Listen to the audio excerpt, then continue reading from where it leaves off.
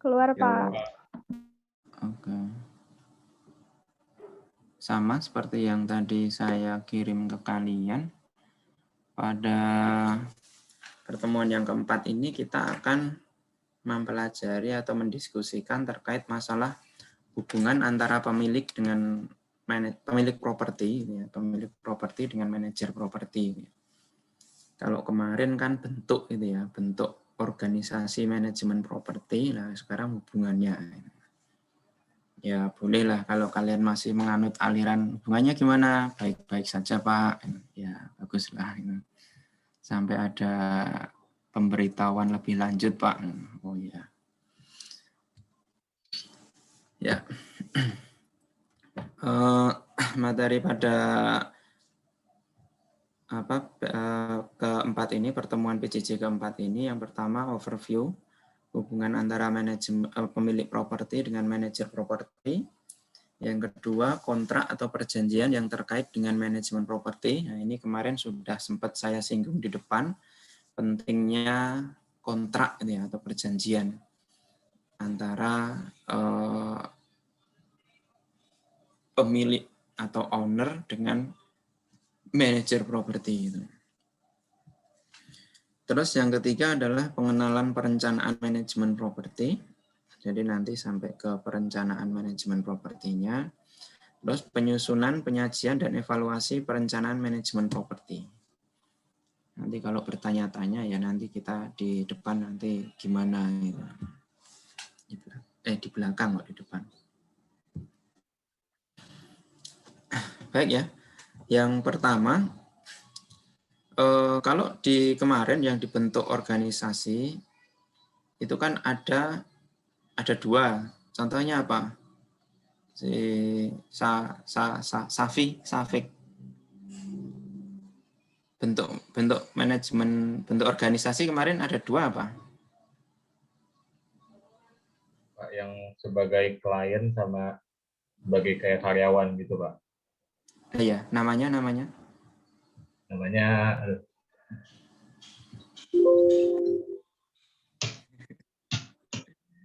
Nafis. Masih ingat nggak Nafis?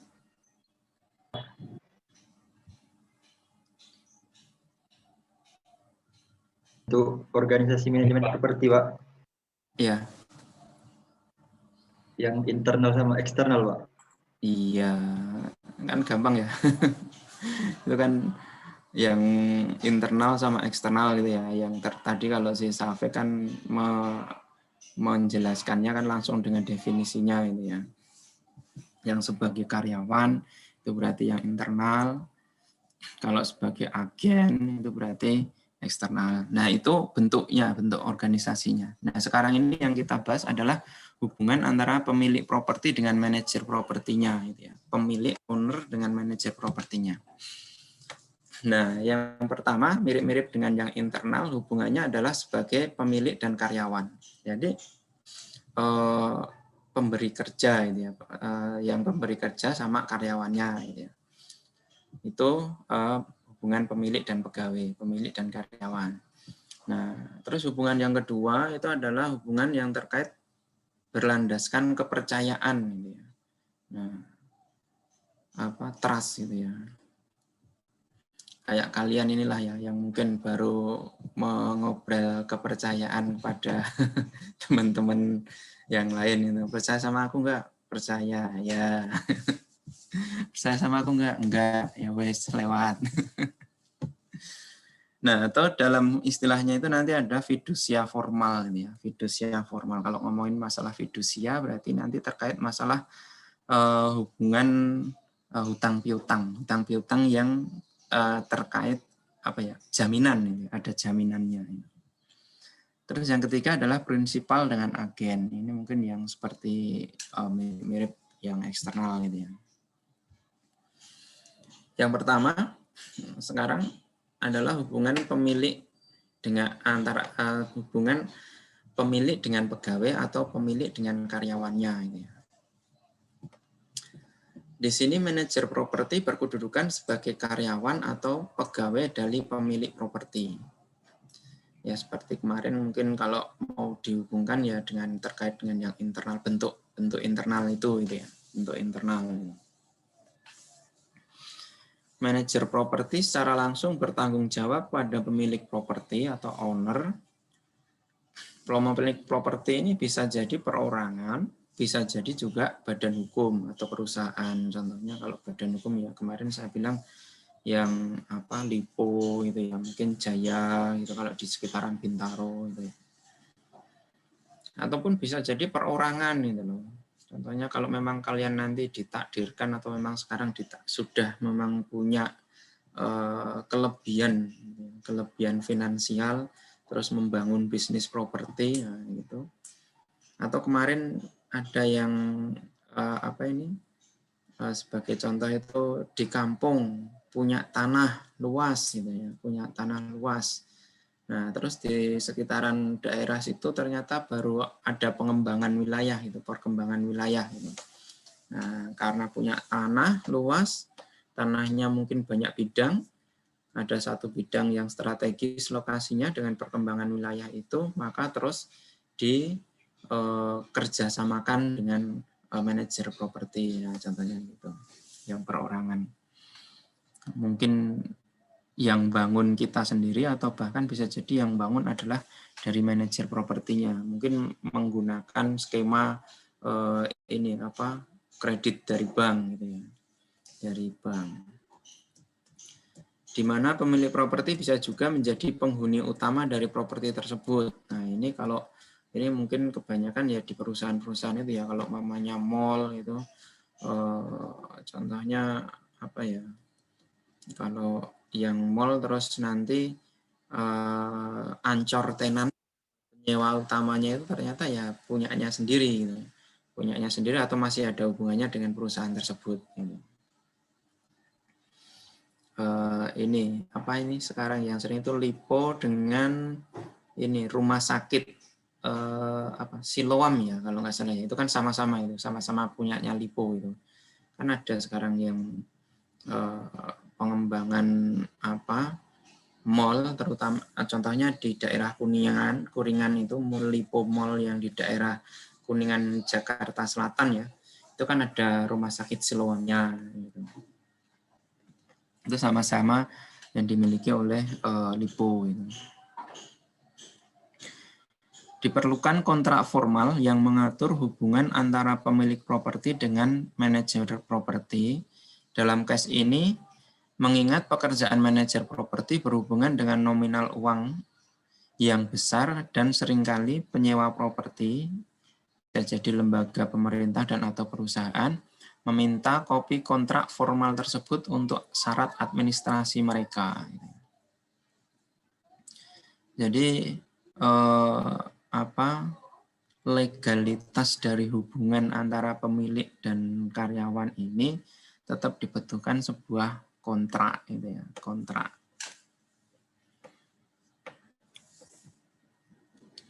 Ini terkait masalah hubungan sebagai pemilik dan pegawai. Nah, sekarang yang kedua, mungkin ini yang masih jarang atau mungkin kalian baru dengar sekali ini juga bisa jadi, yang berdasarkan kepercayaan atau fidusia formal. Sebenarnya hubungan ini tidak wajib dibuat secara tertulis, tetapi seiring dengan dinamika yang terjadi, maka sekarang ini dibuat dengan perjanjian tertulis, guna membangun hubungan fidusia yang legal dan formal. Fidusia, tadi sudah sempat saya singgung di depan, adalah hutang piutang antara kreditor dengan debitor, antara yang memberikan kredit dan yang menerima kredit atau menerima debit ini. Kalian kan ini ya, masih ingat ya, debit kredit itu ya untuk apa? Untuk akuntansi ini ya, akuntansi. Atau kalau kalian inilah pakai M-banking gitu. Pakai M-banking itu kan tiba-tiba ada SMS M-banking kredit berapa 5 juta tiap tanggal 1. Oh, ada uang masuk dari kiriman dari orang tua. Contohnya itu. Debit 500.000 buat belanja bulanan tadi di mana Bintaro Plaza contohnya gitu. yang melibatkan penjaminan. Nah, karena ini fidusia, makanya hutang piutang itu harus berupa jaminan, ada jaminannya. Nah, jaminan di sini karena kita ngomongin masalah manajemen properti, maka jaminannya itu berbentuk properti yang kedudukannya masih dalam penguasaan pemilik jaminan atau pemilik properti. Gunanya untuk apa? Untuk menjamin kepastian hukum bagi kreditor atau pemilik properti, maka fidusia tersebut dibuatkan akta notaris dan didaftarkan ke Kemenkumham RI. Ya. Jadi untuk kepastian hukum. Nah, ini realnya itu gimana sih Pak? Itu kok saya masih rada gerambiang ki apa? Gerambiang itu masih ngawang-ngawang gitu, masih di awang-awang. Maksudnya gini, contohnya Naufal Saka sama Nafis. Naufal itu sebagai kreditor, Nafis itu sebagai debitor. Nah, ini ya berarti kan Naufal yang punya uang banyak itu katakanlah ya. Terus dipinjamkan kepada si Nafis. Nafis menerima uang dengan catatan dia menjaminkan katakanlah rumahnya untuk jadi jaminan jika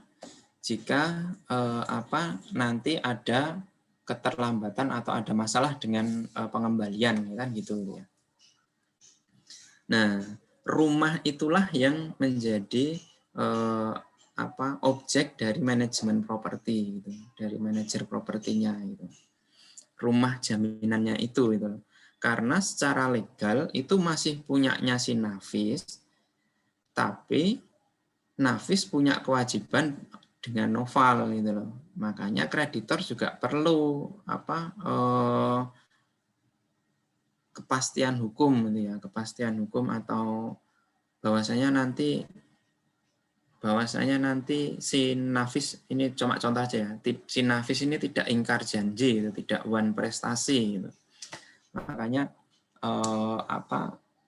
atas properti itu tetap terjaga nilainya, tetap berfungsi katakanlah itu, tapi kepastian bahwasanya nanti jika ada masalah itu akan bisa beralih ke si Noval, nah itu yang dimaksud dalam hal ini. Ini yang masalah terkait hubungan antara yang berlandaskan kepercayaan atau fidusia formal. Terus yang ketiga adalah hubungan prinsipal dan agen. Adalah hubungan yang paling umum terjadi. Ya, ini yang paling istilahnya paling banyak itulah, paling banyak terjadi atau dilakukan antara dalam konteks manajemen properti itu. Di mana kedua belah pihak menandatangani kontrak tertulis. Kontrak tertulis itu disebut kontrak manajemen. Jadi karena hubungannya itu kan awalnya itu kan sama-sama anggapannya sama-sama nggak ada hubungan gitu ya. Sama-sama bebas free gitu. Nah, terus bekerja sama dalam pengelolaan properti itu gitu. Nah, makanya terus mengaturkan diri atau bahasanya itu agar nanti tujuannya dari pemilik properti itu bisa tercapai dan haknya dari manajer properti itu juga bisa diberikan, maka diberilah kontrak manajemen. Kemarin ada yang nanya itu, saya lupa juga itu apakah dari 407 atau 408.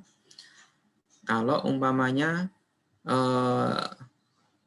atau Angela yang kemarin yang nanya ya, kalau umpamanya si manajer properti itu bekerja lebih itu, mendapat bonus apa enggak Pak? Mendapatkan fee lebih apa enggak? Nah, ini kontrak manajemen ini yang nanti akan menjawab gitu ya. Isinya mengatur hal tersebut apa enggak. Prinsipal adalah orang yang mempunyai otorisasi atau pemilik properti, sedangkan agen adalah orang yang menjalankan otorisasi, owner dan manajer properti. Ya. Ini istilahnya prinsipal sama agen. Yang biasanya itu berupa perusahaan penyedia jasa layanan manajemen properti. Jadi berupa perusahaan badan hukum ini. Agen itu berupa badan hukum. Karena memperoleh otorisasi dari pemilik properti, maka manajer properti dapat bertindak sebagai pemilik properti dalam kondisi-kondisi tertentu gitu ya. Contohnya kalau terkait masalah sewa menyewa. Sewa menyewa itu kan ya gampang-gampang susah ya. Kalau dapat penyewa yang bahasanya itu enak gitu ya, gampang, itu bisa jadi gampang itu. Tidak ada masalah itu loh. Bulanannya bayarnya rutin, tidak pernah terlambat gitu ya. Dan kita juga dari manajer propertinya, dari manajemen propertinya ngasih pelayanannya juga maksimal gitu. Cuma kalau ternyata itu ya ada masalah gitu. Contohnya nanti di belakang atau di pertemuan berikut nanti akan ada contoh-contoh masalah seperti itu. Contohnya kalau umpamanya AC gitu ya. Nah, AC-nya itu sudah ada sejak menyewanya itu belum menempati gitu. Nah, ternyata AC-nya rusak gitu ya. AC-nya rusak di kontraknya itu ternyata belum diatur kalau ada fasilitas yang dipakai rusak, siapa yang menanggung gitu. Nah, penyewanya komplain gitu loh. Komplain katakanlah sampai membawa ke ranah hukum. Nah, itu. Karena perawatan AC itu merupakan domain dari manajer propertinya, maka dia bisa bertindak seakan-akan sebagai pemilik properti gitu, untuk menyelesaikan masalah tersebut gitu.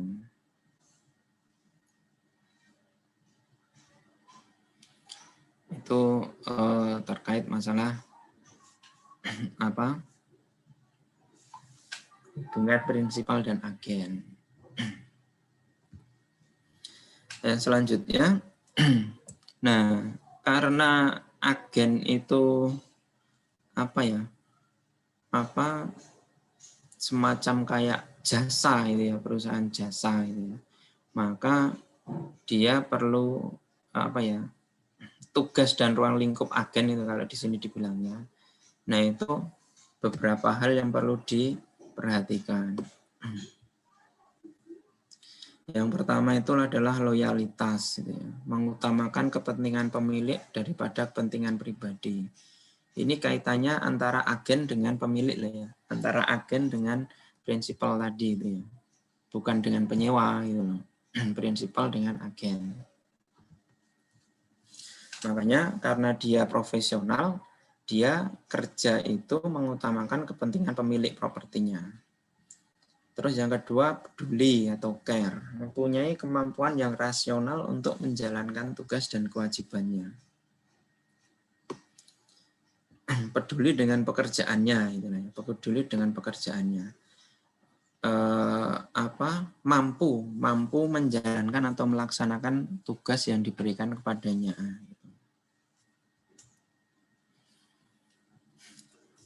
Obedience apa? Siapa ini ada yang tahu obedience apa? Seperti yang sedang ngomong ya. Tita Suci Az-Zahra, obedience apa Tita?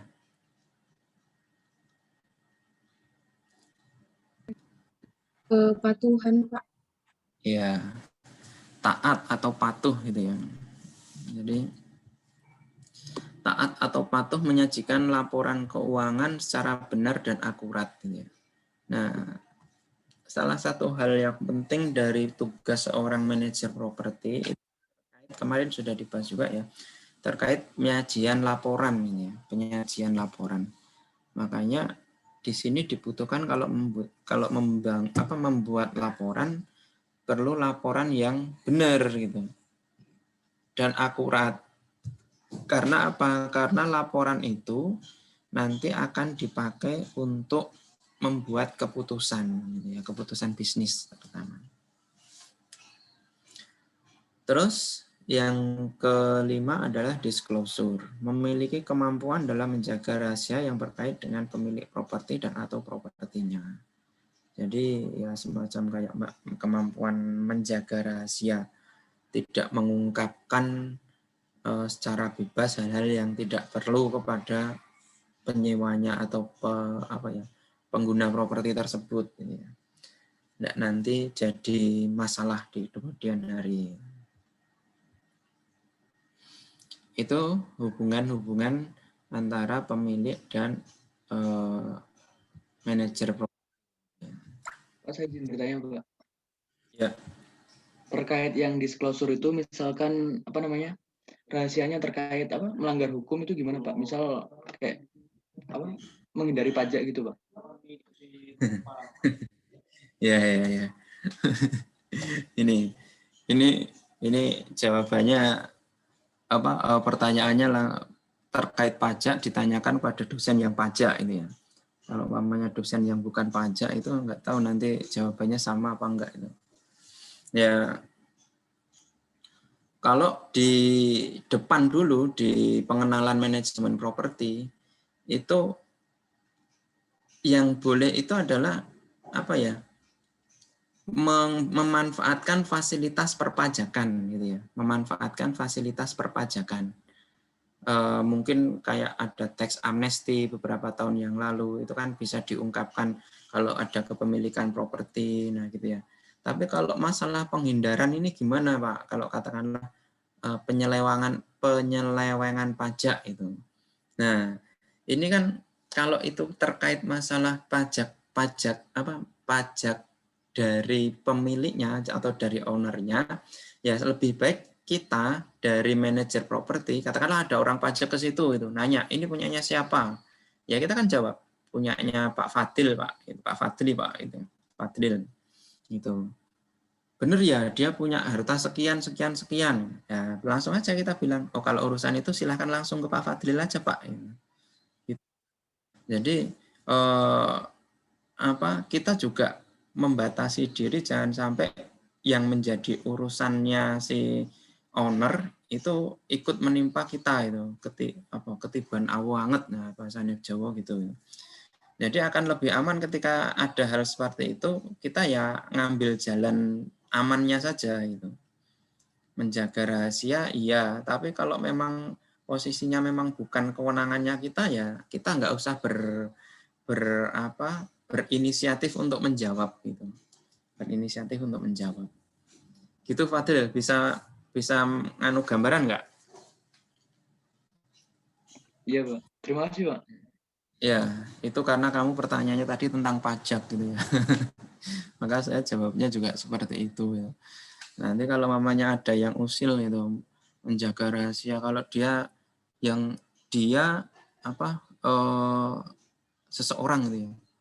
Seseorang itu sebagai pemilik dia punya properti Pak, tapi yang mengelola atau katakanlah yang berkuasa atas properti itu ternyata istri simpanannya Pak. Nah, ini ada istri yang sah nanya gitu Pak. Ini kan repot lagi nih. rahasia terselubung. Ya kalau kita ya kalau mamanya dalam kaitan dengan manajer properti ya kita jawab yang bisa dijawab saja itu atau yang menjadi kewenangan untuk dijawab saja itu. Yang tidak menjadi kewenangan untuk dijawab atau dijelaskan baik kepada pihak lain atau lebih-lebih kepada penyewa atau tenan ya kita nggak usah berinisiatif untuk menjelaskan gitu. Gitu ya. Terus yang selanjutnya kita masuk ke bahasan kontrak atau perjanjian yang terkait dengan manajemen properti. Perjanjian atau kontrak manajemen properti bergantung pada jenis properti yang dikelola dan jenis kepemilikannya.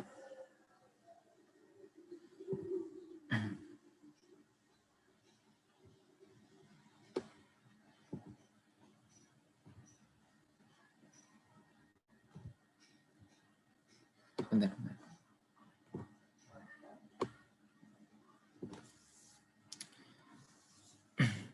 Berikut merupakan hal-hal yang perlu diperhatikan dalam perjanjian kontrak yang terkait dengan manajemen properti. Jadi kalau umpamanya kita sebagai owner atau bahkan kita sebagai manajer propertinya, nah ini perlu kita perhatikan hal-hal yang di sini gitu ya. Yang pertama harus jelas nih pihak yang terlibat dalam perjanjian. Pihak ownernya itu siapa, pihak manajemen propertinya itu siapa, itu harus jelas. Jelas katakanlah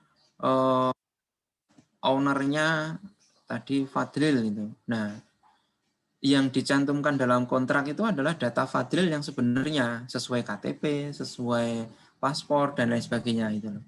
Jangan sampai nanti beda antara data yang secara legalitas diakui sama pemerintah dengan data yang ada di dalam perjanjian. Sama juga perusahaan manajemen propertinya harus jelas juga data perusahaannya dengan izin atas perusahaan itu. Di pertemuan yang lalu kan kita sudah membahas ya izin itu gitu ya. Terus yang kedua adalah deskripsi dari propertinya. Apartemen 8 tingkat, 100 kamar, masing-masing kamar luasnya adalah sekian, sekian, sekian. Nah, itu perlu diperjelas atau dijelaskan dalam properti. Atau kalau enggak gitu, nanti katakanlah terkait masalah data properti ini adalah gambar bangunan atau gambar teknis bangunan gitu ya. Nah, maka dalam kontrak itu disebutkan deskripsi bangunan adalah sebagaimana terlampir dalam lampiran berupa daftar gambar teknis bangunan. Gitu. Jangka waktu perjanjian, nah ini penting waktu perjanjian dalam pengelolaan properti itu berapa tahun, berapa bulan gitu ya. Ya kalian mudah-mudahan nggak nanya itu, Pak optimalnya berapa tahun Pak? Kalau kita mau nyewa perusahaan manajemen properti gitu ya. Ya, saya nggak bisa jawab itu. Ya, nanti dibicarakan aja atau didiskusikan aja dengan manajemen propertinya. Tanggung jawab dan wewenang manajer properti. Kewajiban pemilik properti. Biaya pengelolaan properti. Nah, ini tadi yang contohnya kalau itu harus diperjelas. Pelanggaran kontrak. Nah, ini kalau umpamanya ada salah satu yang wan prestasi atau ingkar janji atau makan menipu dan lain sebagainya. Nah, itu diperjelas peristiwa apa saja itu. Katakanlah pelanggaran keterlambatan pembayaran fee katanya gitu. Ketika ditagih malah menghindar terus pemiliknya. Nah, itu kan perlu diperjelas. Nah, kalau umpamanya ada pelanggaran itu kan bisa jadi nanti terus ada penghentian paksa gitu ya. Putus kontrak gitu ya, putus kontrak. Atau bisa jadi ya kalau memang ya biasa-biasa saja, katakanlah memang sudah saatnya berhenti ya berhenti gitu. Maksudnya jangka waktunya kontrak habis ya habis gitu. Nah, itu diperjelas dalam ketentuan penghentian. Dan yang terakhir adalah ketika ada masalah perselisihan, itu solusinya bagaimana? Ini penjelasannya mungkin tadi juga sekilas sudah saya bahas di depan. Pihak yang terlibat dalam perjanjian tadi kita sudah sampaikan sesuai dengan dokumen legalitas baik pemilik maupun manajemen propertinya. Deskripsi dari properti gitu ya. Jangka waktu perjanjian. Nah, ini di sini bilangnya umumnya bertahun sekali dan manajer properti tertarik dengan kontrak jangka panjang. Ini umumnya saja itu loh. Makanya perlu ada sesi tersendiri sebelum perjanjian itu dibuat gitu ya. Sebelum perjanjian itu dibuat. Mendiskusikan pinginnya si pemilik apa, pinginnya dari manajer properti apa gitu ya. Itu perlu didiskusikan. Tanggung jawab dan wewenang manajer properti harus dicatur secara jelas seperti memungut sewa dari penyewa, membayar biaya-biaya, mengatur serta mengawasi operasional harian, pemasaran sewa, penetapan penyewa. Ini tanggung jawab dari manajer propertinya gitu. Yang diharapkan nanti bisa dilaksanakan untuk kepentingan si pemilik properti. Kewajiban pemilik properti mengasuransikan propertinya. Nah, ini kan penting gitu ya. Biar nanti ketika ada katakanlah kebakaran itu kejadian force majeure, baik itu kebakaran atau mungkin gempa bumi. Nah, itu tidak saling menyalahkan ketika nanti harus memperbaiki properti itu. Pemiliknya menyalahkan manajemen propertinya, manajer propertinya menyalahkan pemiliknya. Menyediakan dana cadangan. Nah, ini kayak konsepnya kayak sinking fund kemarin itu ya. Ada dana cadangan. Mematuhi regulasi pemerintah. Ini jawab pertanyaannya juga tadi. Kalau umpamanya pajak menggelapkan pajak, mengemplangkan pajak gimana ya, harusnya pemilik properti sudah paham regulasi. Nah, ketika itu ditanyakan kepada manajer propertinya dari pajak, ya langsung aja ke pemilik propertinya.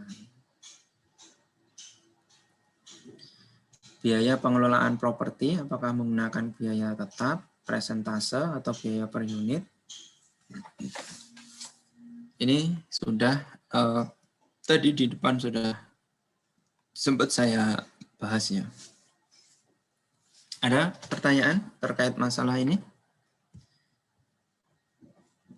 Terkait masalah kontrak manajemen properti?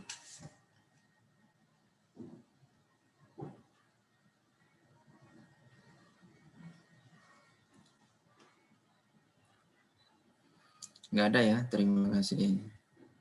Ini masih pada ini kan, masih pada nyambung kan? Jangan-jangan udah pada lihat-lihat ini. Nah, kalau umpamanya nanti yang ditampilkan itu tinggal kepala bagian atas saja, terus udah mulai nggak kelihatan. Nah, ini perlu diwaspadai. Tiba-tiba nggak ada suaranya, tanya ini nggak bisa nggak jawab. Yang ketiga, materi yang ketiga adalah pengenalan perencanaan manajemen. Gitu ya.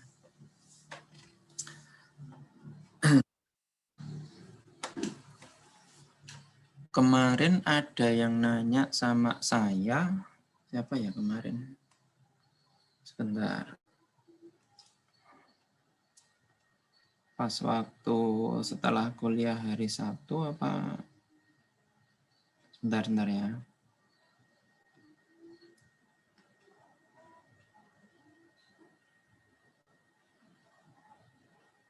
Oh my God.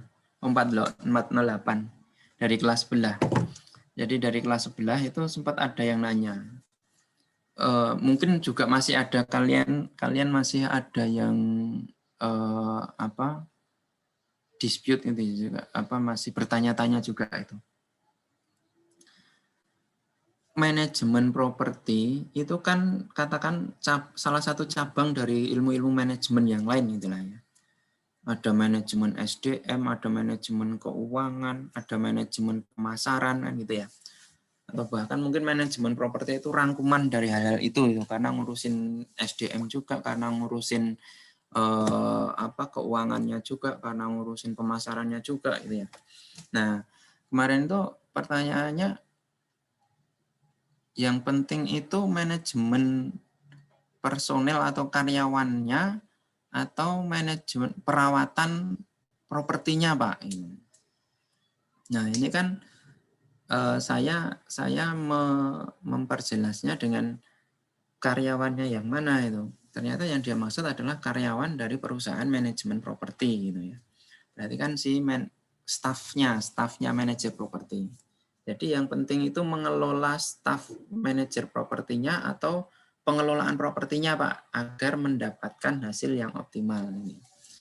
Hasil keuntungan yang optimal. Nah, ini kan sebenarnya kan menjadi ranahnya berubah itu. Ketika kita ngomongin masalah personel ya nanti tentunya pakai ilmu manajemen SDM gitu. Nah, sedangkan untuk yang kita pelajari ini adalah pengelolaan propertinya gitu ya. Pengelolaan. Jadi perawatan propertinya atau dalam garis besarnya gimana caranya kita menjaga agar nilai propertinya itu tetap atau bahkan bisa meningkat kan gitu. Lebih ininya kan seperti itu. Jadi kalau umpamanya agar mendapatkan keuntungan yang optimal, ya kita sekarang konsentrasinya membahas tentang perawatan properti gitu ya. Jadi perawatan properti yang bagaimana agar nanti dia dapat menghasilkan income yang optimal. Seperti itu. Jadi garis bawah saya adalah manajemen ini memang ilmu yang banyak cabangnya ini ya, banyak cabangnya. Ada tadi SDM, ada keuangan, dan mungkin manajemen properti ini adalah gabungan atau bahkan mungkin bisa jadi juga bagian dari ilmu manajemen itu. Yang kalau dalam hal ini adalah fokus dalam pengelolaan propertinya. Membuat perencanaan manajemen memerlukan 2 langkah, yaitu yang pertama manajer properti harus mengetahui tentang mengumpulkan detail data properti serta menganalisis pasar properti. Data detailnya properti harus tahu gitu ya. Dan cara mengumpulkannya pun harus tahu itu. Mosok cuma ngumpulin luas bangunan aja nggak bisa. Itu kan kita bisa nanya sama pemiliknya, gambar teknis bangunannya mana Pak? Gitu. Atau as-built drawing. Kalau kalian kemarin belajar teknik bangunan, as-built drawing itu apa? Gambar bangunan setelah bangunan itu berdiri, gitu ya. Udah selesai baru digambar ulang. Nah, itu kan gambar yang paling bagus, gambar yang paling update. Contohnya itu. Terus manajer properti memberikan laporan tertulis kepada pemilik properti yang berisi tentang rincian strategi yang dapat dipakai. Ini perencanaan manajemen. Mengumpulkan data, menganalisis pasar properti, yang kemudian adalah memberikan laporan. Mengumpulkan informasi atau detail properti sangat penting untuk menentukan apakah di masa depan properti tersebut masih menjanjikan. Menjanjikan itu artinya properti tersebut dapat tumbuh dan berkembang, serta tujuan dan sasaran dari pemilik properti. Di samping itu, manajer properti wajib melakukan inspeksi lapangan. Jadi, jangan sampai hanya di atas meja ini. Apa itu namanya? Kalau blusukan gitu ya. Blusukan lah ke sampai sudut-sudut properti gitu ya. Sampai ke toilet properti ya, harus diblusuki sampai ke ini ducting, perpipaan itu ya, perpipaan yang ada di properti tersebut, saluran pipa ya. Karena kita perlu memperhatikan atau perlu nanti merealisasikan tujuan dan sasaran pemilik properti. Apa? Yang pertama memperoleh pendapatan, terus yang kedua memperoleh manfaat atau keringanan pajak. Nah ini ya, jadi tadi bukan menggelapkan pajak, tapi memang keringanan pajak itu. Kalau keringanan pajak itu kan memang dibenarkan, ya, ada aturannya untuk hal tersebut. Gitu. Terus yang ketiga, memperoleh apresiasi atau pengakuan dari masyarakat. Wow, Pak James Riyadi itu punya properti banyak, berarti dia itu memang kaya ya. Nah, gitu.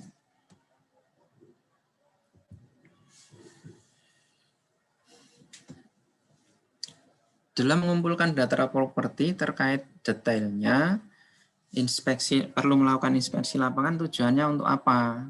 Untuk memperoleh atau mendapatkan deskripsi tipe properti. Terus apakah dengan ada atau tidak adanya trotoar jalan memberikan daya tarik yang lebih atau malah kurang menarik? Nah, ini istilah ini disadur dari bahasanya ilmu Amerika ini kan, karena kan buku referensi kita kan referensi bahasa Jawa Kromo Inggil itu ya, bahasa Inggris itu yang itu kan referensinya di daerah atau di negara Amerika.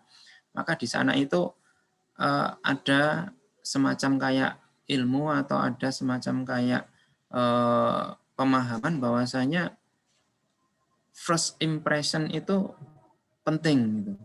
Kesan pertama atas properti itu dilihat dari trotoar jalannya. Trotoar. Nah, apakah ini kan terkait masalah akses masuk ke properti, bisa jadi juga terus terkait masalah keindahan depan, tampak depannya juga bisa juga ini ya. Nah itu. Nah, kalau di Amerika itu bisa dilihat dari ada tidaknya trotoar jalan yang memberikan daya tarik. Itu.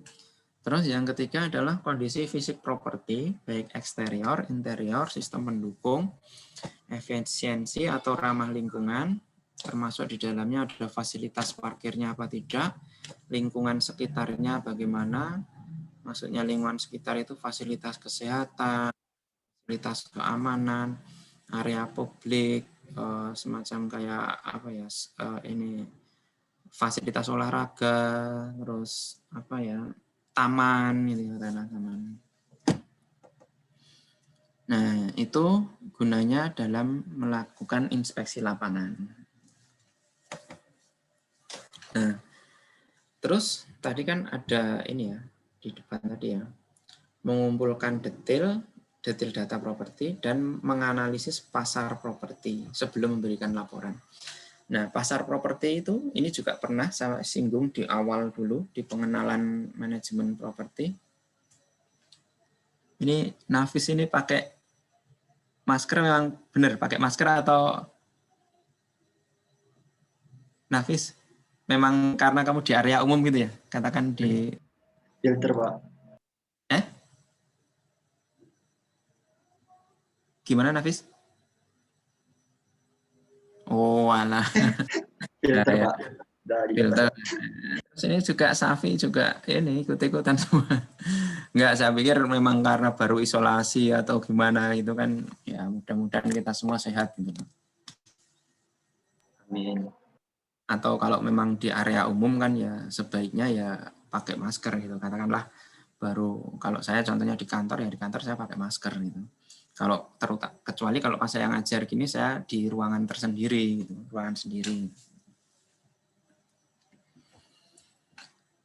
Nah, analisis pasar properti itu adalah bisa jadi berupa analisis pendapatan operasional. Apakah tarif sewanya sudah wajar atau belum? Tahu wajar apa belumnya gimana? Ya dibandingkan dengan sekitarnya yang sejenis dan sebanding. Contohnya kalau apartemen ya apartemen. Kalau apartemen yang katakanlah high risk building ya membandingkannya dengan apartemen high risk building. Terus analisis, kalau tadi pendapatan operasional, ini yang kedua analisis sumber pendapatan operasional. Apakah hanya dari pendapatan sewa saja atau bisa dari non sewanya juga bisa dioptimalkan. Contohnya layanan cuci, apa itu namanya, laundry gitu ya, mesin penjual otomatis. Ini mungkin kalau sekarang ada apa namanya online gitu ya, Gojek, GoFood, GrabFood itu udah bisa.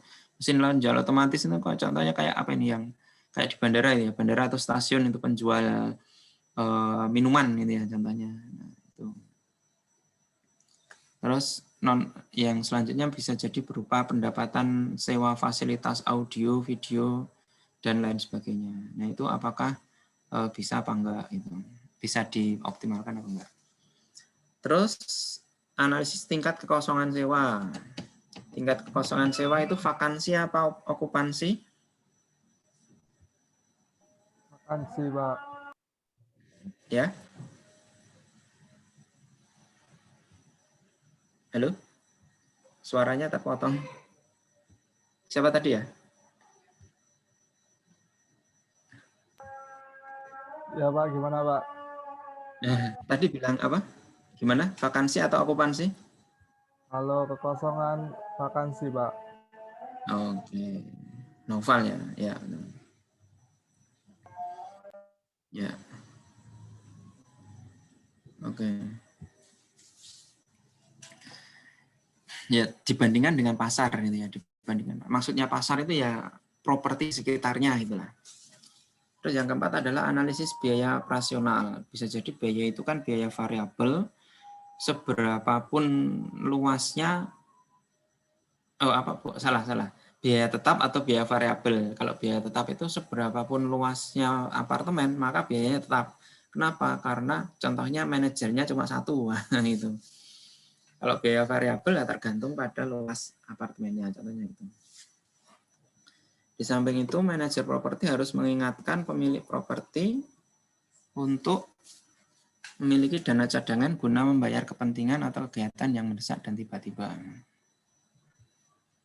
Ini udah jam 3:10 aja nih. Nggak kerasa ya. Berapa? 2,5 jam lagi buka itu ya. Yang Bayu tadi itu ya. Ya yuk. Jam 4 tidur, 1,5 jam. Nah, nanti buka. Udah. Terus materi yang selanjutnya adalah penyusunan, penyajian, dan evaluasi perencanaan manajemen properti.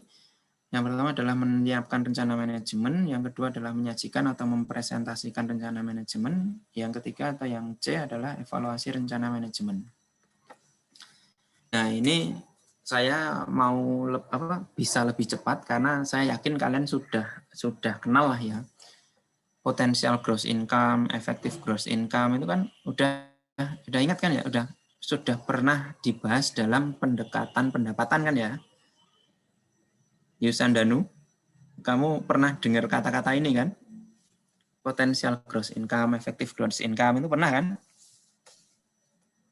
Pernah, Pak. Nah, makanya saya bisa lebih cepat itu. Jadi menyiapkan rencana manajemen itu menyiapkan data terkait kondisi properti saat ini tadi, menyiapkan rencana anggaran operasional tahunan, terus memprediksikan potensial gross income, efektif gross income-nya berarti nanti dikurangi tingkat kekosongan. Terus ada net operation income, dikurangi dengan biaya operasional, dan nanti terakhir ada cash flow-nya. Yang ketiga, menyiapkan strategi pemasaran dan sewa. Ini kaitannya dengan kemarin pertanyaan, salah satu pertanyaan itu, bagaimana cara menarik potensial tenan, penyewa yang potensial ini. Terus menyiapkan rencana kegiatan pemeliharaan dan perbaikan. Dan yang kelima adalah menyiapkan rencana renovasi jika pemilik menghendaki. Ini terkait dengan kepentingan pemiliknya, keinginan pemiliknya. Ini langkah-langkah dalam menghitung PGI, EGI, NOI sama cash flow gitu ya. Kalian udah di luar kepala ya. Nanda Ayu udah ini kan, udah ngelotok kan, udah dihafal di luar kepala kan? Udah ya? Belum, Pak, tapi sudah teringatkan kembali. Alhamdulillah, teringat pada kenangan masa lalu kayaknya. Kenangan pada semester lalu mungkin. Nah, ini sebuah ilustrasinya. Nah, catatan yang saya perlu bahwasanya semuanya ini bahasanya itu biaya-biaya atau pendapatan-pendapatan itu disetahunkan gitu ya. Nah, itu catatan saya. Jadi disetahunkan. Pendapatan sewa harus disetahunkan. Nanti pengeluaran ya disetahunkan gitu. Kan sama seperti pada waktu kita ngitung pendekatan-pendapatan itu kan ya, itu dalam pendapatan dalam 1 tahun. Makanya nanti kalau ada soal terus diketahui sebuah kamar bintang 1, contohnya ya, bintang 1 berjumlah 10 kamar, sewa per bulan adalah 100.000. Nah, gitu. Maka kalian langsung otomatis, oh ini nanti baru 10 kali 100.000 itu baru bulanan, maka langsung kalikan 12 biar tahunan. Terus yang selanjutnya adalah menyajikan atau mempresentasikan rencana manajemen. Nah, ini wajib dilakukan manajer properti kepada pemilik properti. Jadi pemilik properti itu kan perlu tahu ya keyakinannya dia menyewa atau membayar manajemen properti itu tidak sia-sia, gitu. Akan mendapatkan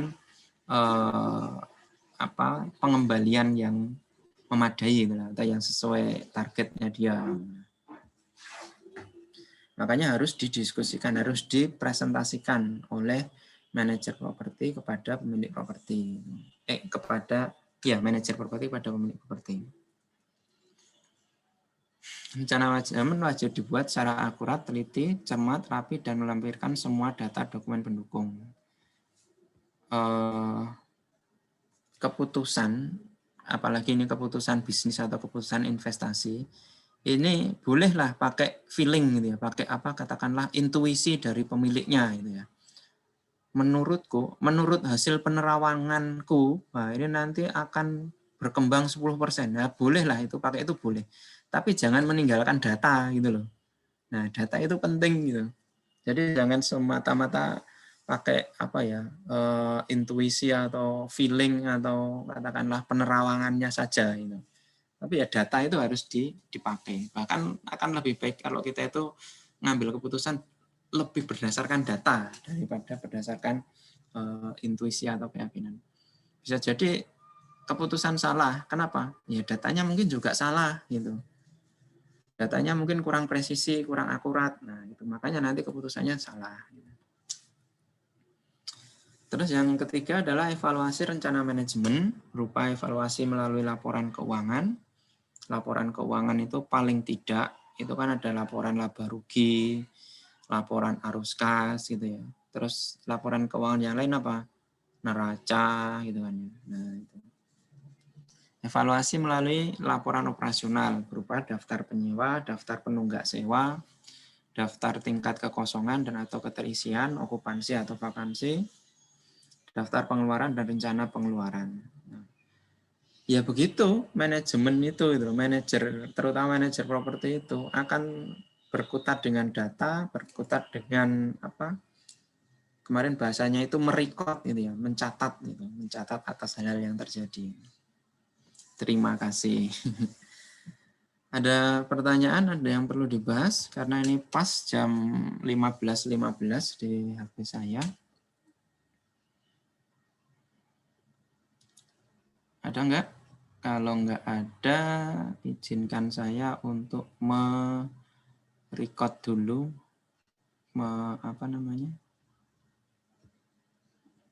screenshot ya. Tolong yang masih ke toilet segera kembali ke tempat. Yang belum menyalakan videonya tolong dinyalakan.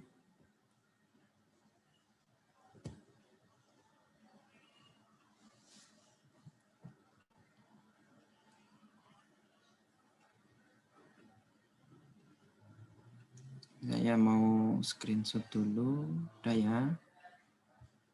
Bentar.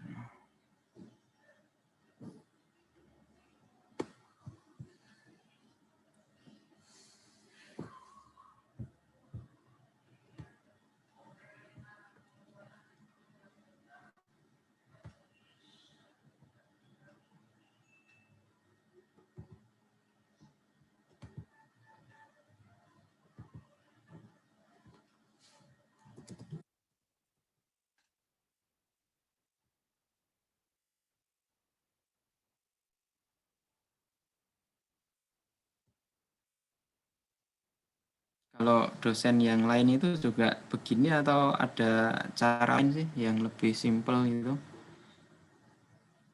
Terus screenshot gini atau enggak kalau dosen yang lain? Iya, Pak. Gimana? Iya, sama juga ya.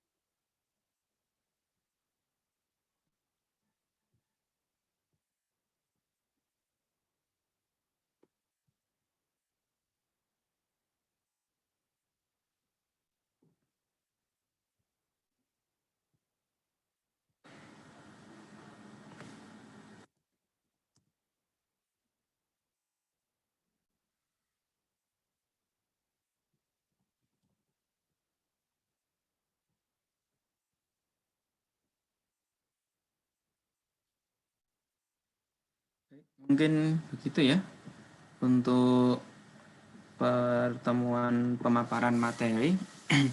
Yang selanjutnya kita bisa langsung ke GCR untuk kalian mengerjakan